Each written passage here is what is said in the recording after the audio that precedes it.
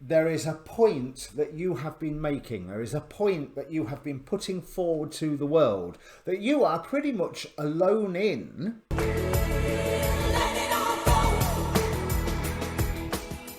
Hi, my name's Dee and welcome to Untitled Tarot. Now this is a general reading for those born in the year of the horse. It's late October as I'm filming this, so this is for a month from when you see it. That's what it's designed for. But to be honest, these readings are useful whenever you find them. So if you come and find it late, then you've come and found it late. So as a general reading rules apply. You know, if someone else appears in the reading, then I may get the pair of you mixed up. But again, it looks like a particularly singularly focused reading.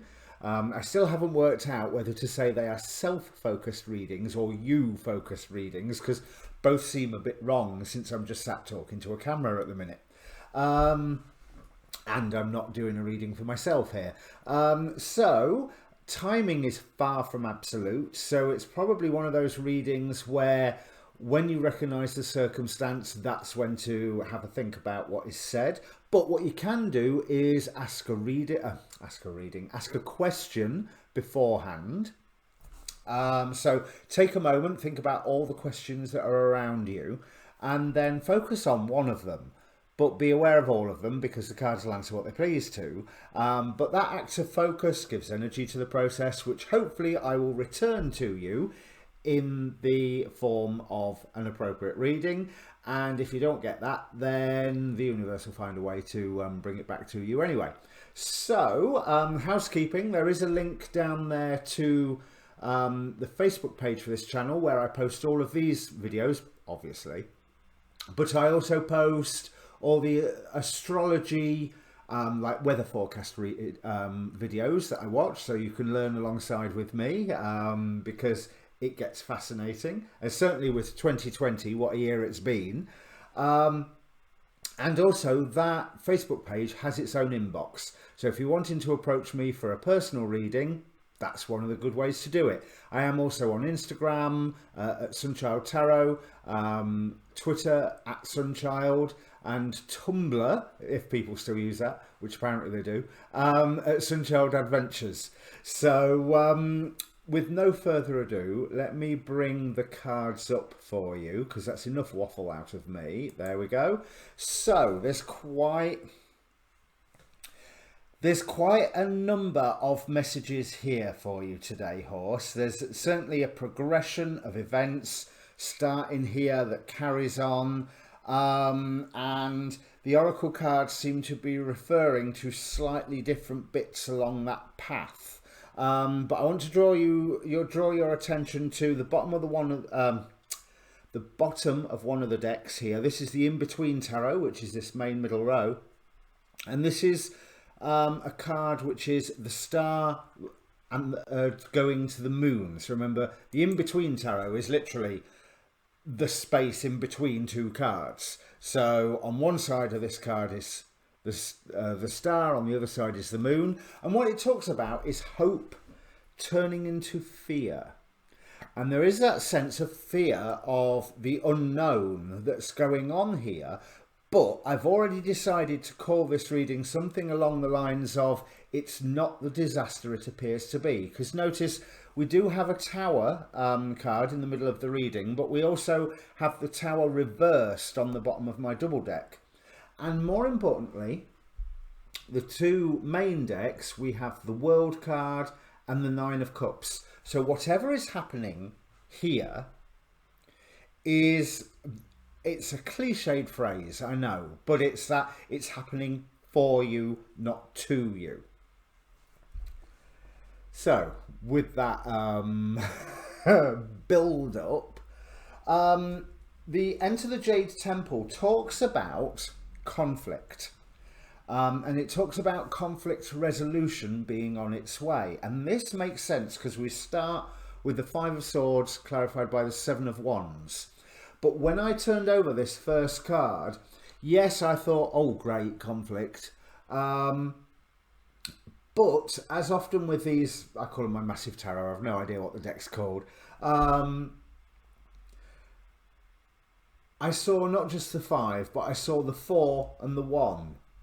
So there is a point that you have been making. There is a point that you have been putting forward to the world that you are pretty much alone in, but you are finding it actually a bit of a healing process by you standing there and going, I think this, or I feel this. But I'm going to go with think, since it's swords, but it could be a I feel.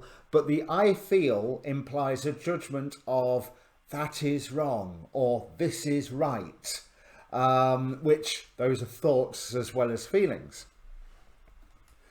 But I believe that you have come under attack for it, possibly not to the extent that you believe you are being called to defend, but you are arguing with people who are your equals. You are arguing with people who are your peers.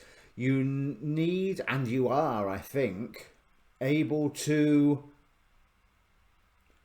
argue on their level,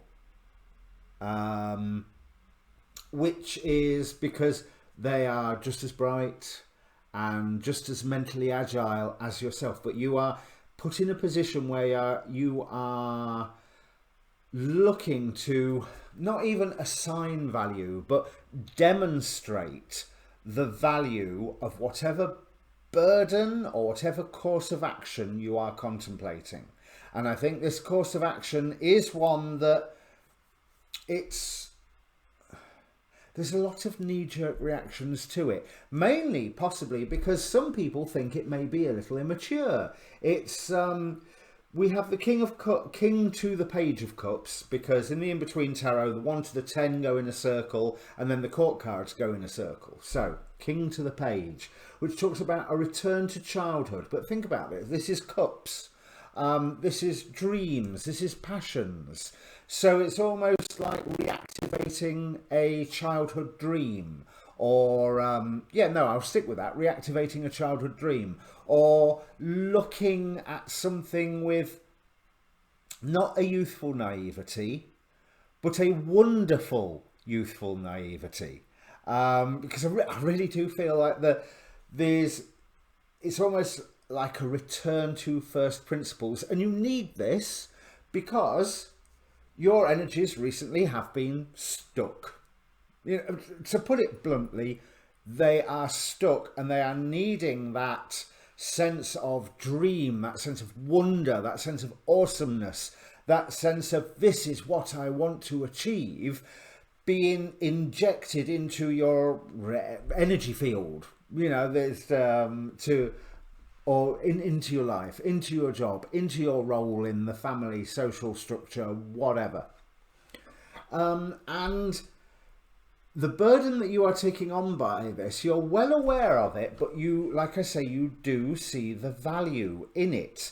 And it's pretty much, once you get this ball rolling, it is a clarion call to others. We have the Sun to Judgment card. So that talks about the angel's awakening.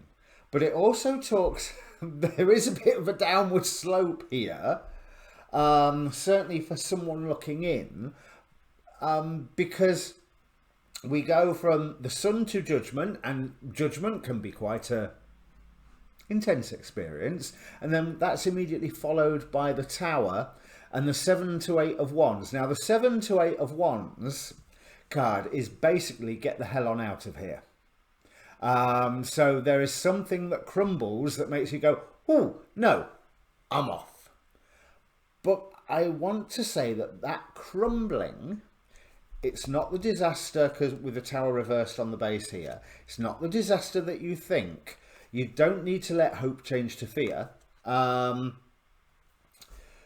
You may need to get the hell on out of there, you know, and move yourself out of a situation that you are not in. This is not necessarily a situation that has been caused by your new path, But the situation that you are in while you are trying to embark on this new path, embark on this new sense of dreams, of wonder, trying to get your energies moving, this crumbling that occurs around you is the universe going, okay, you want your energies to start moving, do you?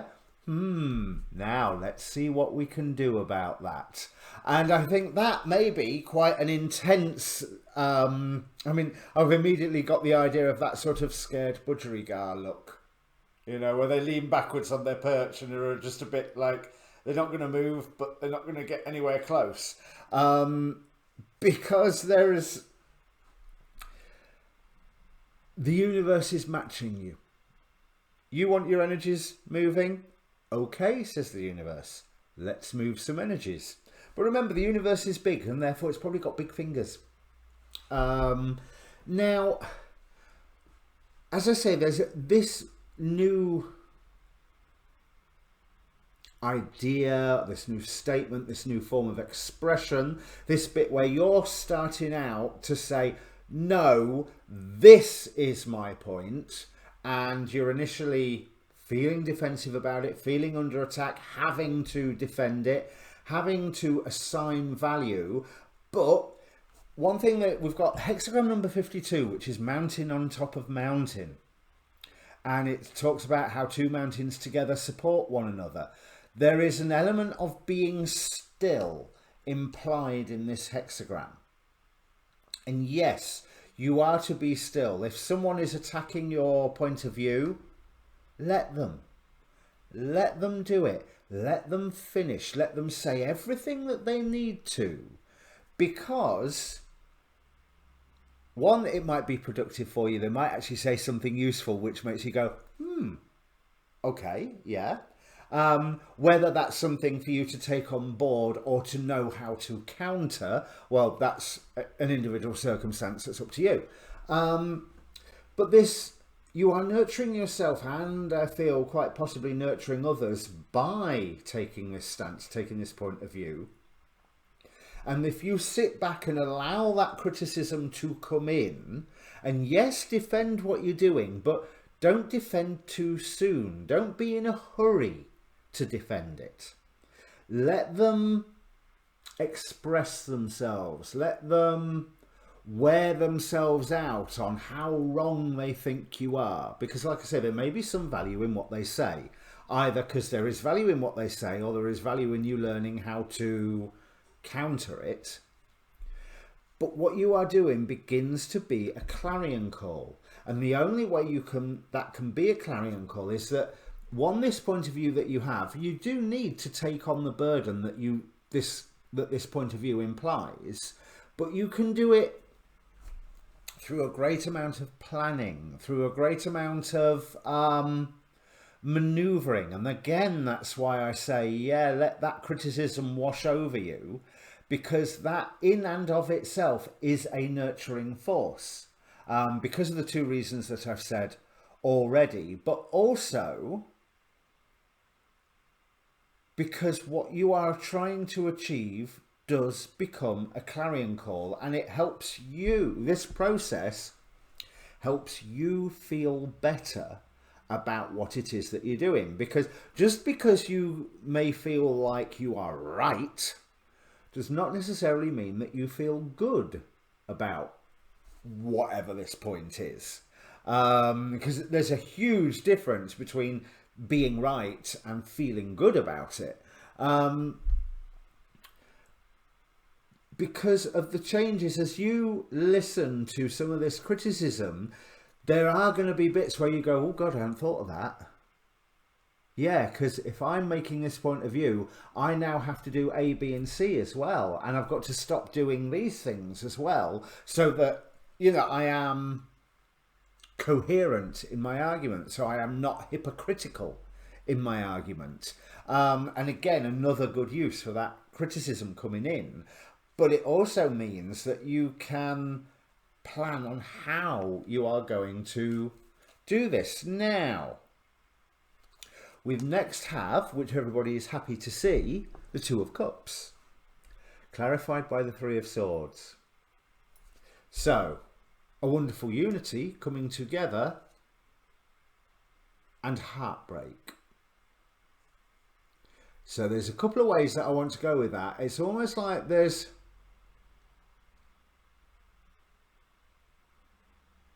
Yeah, I don't feel that it's necessarily your heartbreak, although if you're being in this defensive mode, there is possibly a relationship, a friendship, a partnership, something that may break under that conflict, but that conflict is already in the process of being resolved. And this is what this Enter the Jade Temple card is promising. I can read you the bit out of the book, which I might do in a moment, because especially after this Two of Cups, Three of Swords doesn't sound good, does it? But I'm seeing more a unity coming from a shared heartbreak or a shared realization, more than a unity being torn asunder by a heartbreak. Because if you notice on this 7 to the 8 of Wands, there are two people running away here, not just the one. It is the case of people coming together to move onwards, because you do face a risk with believing that you just need to defend what you have and remain isolated. As I said, this World card promises that what you are embarking on and what you are about to experience is for you rather than something being done to you. But it's not necessarily going to be an easy start here. We have this is why I was talking about the value of that argument against you, because it's like, yeah, I've made this point of view, and then, and so if I've made this point of view and I want to live by this burden, that means that I have to live by this burden.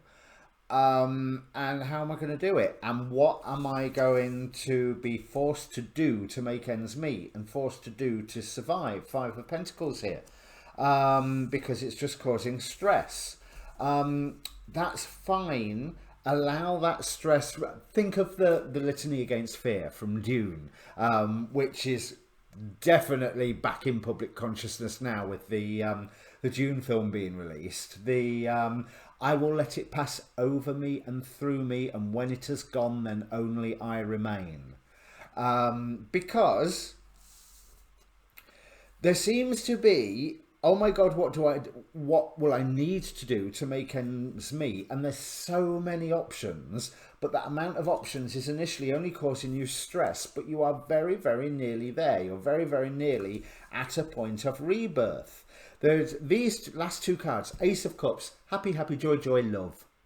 You know, so not happy, happy, joy, joy, but happy, happy, joy, joy, love, which could be a relationship thing, but it could also be, you know, a couple of months down the line of, oh my God, I really love what I'm doing. Oh my God, I am so glad I stepped on this path, even though it was a bit hard to start off with. And that is what the what this Nine of Swords, Five of Pentacles, yeah, 9 and 5, is promising.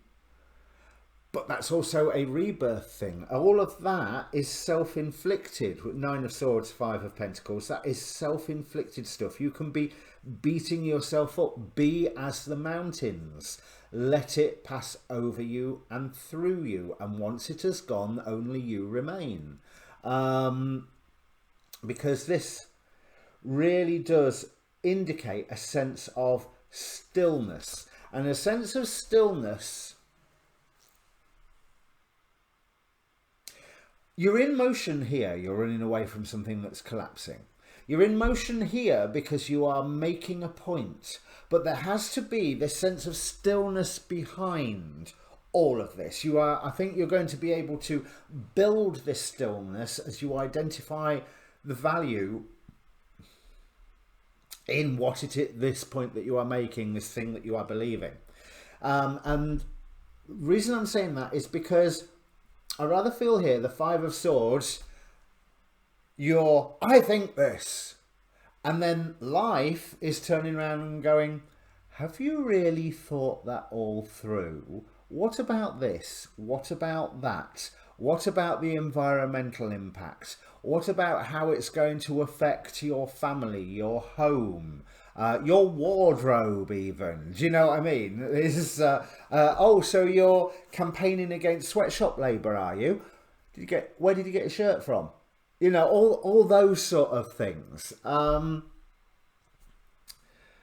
And that in and of itself is a valuable experience. So you need the stillness behind as you are finding value and exploring and finding value. And as you are planning to expand your point of view, to give that clarion call out to, as it says, awaken the angels, then your concept, your idea, your belief, your plan becomes that much more fleshed out, and that you discover there is value in it more than what you thought you had. Because here it's like, I think this, and as I say, you're under attack by someone going, oh yeah, have you really thought that through? To which I would encourage your response to be, I've half thought it through. Let's think it through some more. Tell me why you think I'm wrong. Or tell me why you think... Well, they're going to tell you anyway, because that's people, isn't it? But you're going to find more value in your initial point of view that you hadn't thought of initially. It's going to end up being better than you expected. And that's what this Ace of Cups promises.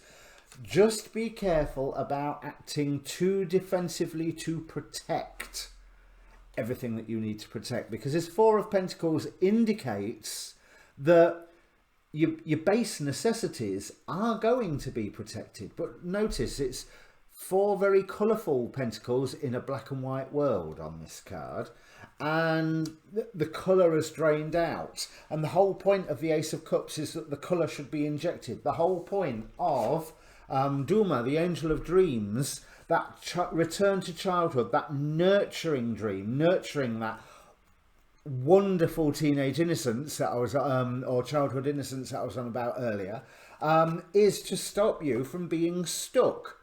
And this, whatever this crumbling is, whatever this tower moment is, and this abject disaster that will quite possibly make you go, holy, and maybe I'll put a beep sound there, you know, so you get the feeling. That's happening for you. It's freeing you up to really pursue this point of view that you're already playing with, already taking. And this is a process of wish fulfillment for you.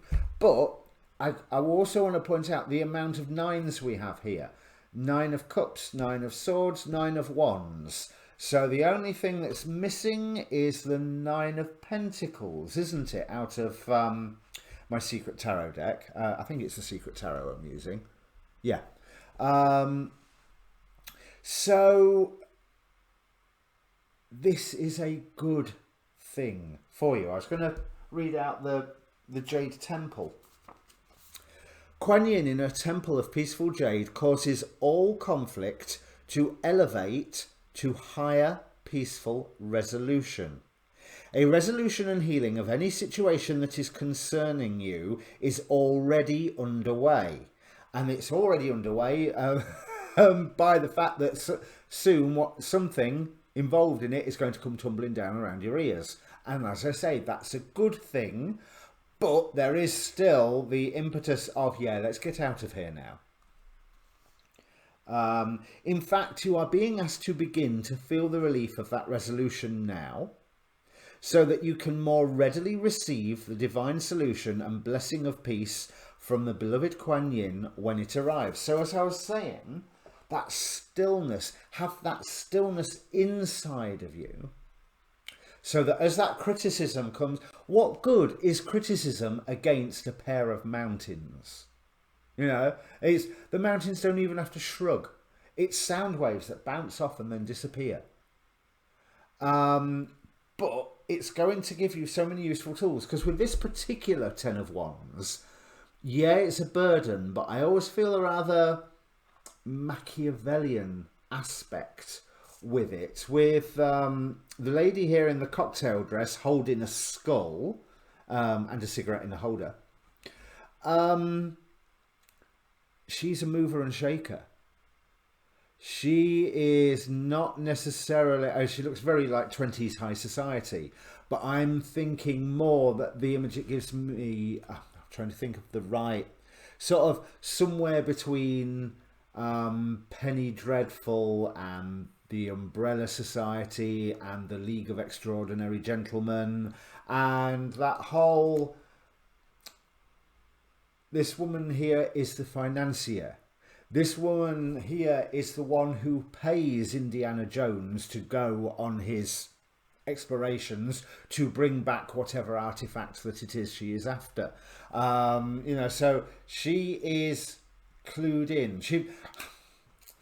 She is Dion Fortune as someone who is having to work in, and this may sound horribly sexist, but it's cultural to the time, being a very, very strong, competent woman in a man's world. Because in Dion Fortune's age, it wasn't as easy as maybe it is today, and my female viewers may turn around and say it's not that easy today. Well, you're right. But I don't think it was any easier then. That she was this wonderful, strong character in a very male-dominated society. She was easily A. Waite's equal, easily Aleister Crowley's equal, let me get my teeth in, McGregor Mathers, S.L. Mathers, let's say S.L. Mathers, or Israel Regardie's equal. And I have very little doubt that at least some of those gentlemen I've just named were a product of their time. Let's say it nicely like that. So when I say Machiavellian, I am meaning manipulative, but I'm not meaning it in a negative way. I'm meaning it in a highly intelligent and calculating way to try and get things the right way. And that comes, that Machiavellian planning of you knowing what burden has to be taken on, comes from you being put in a position where you have to assign value to aspects of this point of view, course of action that you are trying to put forward. And that in and of itself can only benefit. So finally, I have, if I can pick it up, a verse from the Tao Te Ching that I pull from that deck, and we have verse number 76, softness and weakness. A man is soft and weak when living, but hard and rigid when dead. The myriad creatures and grass and plants when living are soft and fragile, when dead they are dry and withered. That is why the hard and the rigid are the disciples of death, the soft and the weak the disciples of the living. Therefore an army which is inflexible cannot win. A plant which is hard will break. The strong and hard will fail. The soft and weak will overcome. And although you may think that's contradicting what I was saying about the mountains, remember this is an internal mountain, it is the, yes, be soft, as in allow that criticism to come to you, and you do not have to respond immediately with, yeah, but remember, it's like, okay, let me think about that and I'll come back to you with an answer tomorrow. Because you may have a point or you may not have a point, but I want to make sure that I've got my facts right before I try to respond to that. So again, you are bending in the wind only to spring back up later with the correct answers, with where you have assigned value. And then once that has happened, it's almost like you're flicking the end of a domino trail and knocking them all over, and you have that call to action, and then you have to get the hell on out of there, leading to a better place. So yes, there's going to be the sensation of, oh my God, how am I going to feed myself, clothe myself, keep a roof over my head? How is this going to pan out? What am I going to have to do? And what am I prepared to do? Or more to the point, what am I not prepared to do to survive through this bit? But that process offers a whole new rebirth for you. That's hard work, that lot, horse. That's hard work. But I don't know, it seems fun. It's probably more fun when in later years you dine out and tell the story of it than it will be living through it. But this is certainly a period where you will be able to dine out on later. Okay, horse, if this means anything to you, please do comment down below. A like or certainly helps boost the video, and a subscribe really helps the channel. So please do both if you think the reading was for you. But then again, if you didn't think the reading was for you, you wouldn't still be listening to my words right now. Your next readings will probably be the full moon readings, and I am going to try and live stream Halloween evening UK time, so stay posted for that. Cheers.